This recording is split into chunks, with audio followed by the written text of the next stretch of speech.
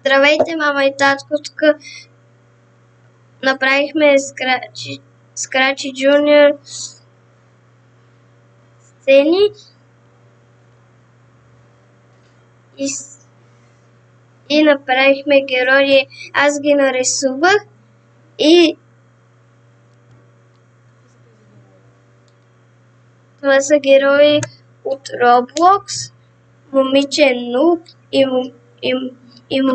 и момче Нуб.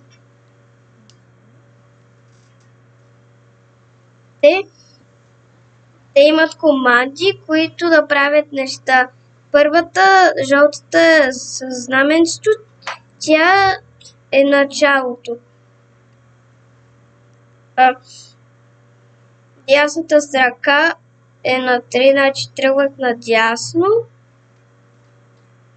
Момчето Нуб изчаква 30 минути и аз написах нещо. Написах да, искам и после червената команда означава, че отиват във втора сцена. Момичето Нуб, тя има също жълтата команда с знаменцето и 9 крачки наляво и написа: "Хей, искаш ли да поиграем?" И после отиват в другата сцена. Пеперутката направих команди.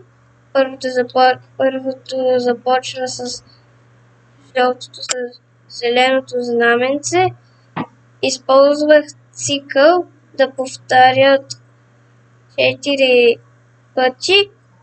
Един път надясно, другия път наляво, горе-долу и 10 крачки надясно. И после пеперутката изчезва и отива на втора сцена. На втора сцена момче Нуб и момиче Нуб, те си играят с топка, ритат я. Топката има жълтата команда и зеленото знаме. Една стрелка надясно 7 крачки, другата стрелка наляво 7 крачки и отиват в третата сцена. Третата сцена казва край Roblox.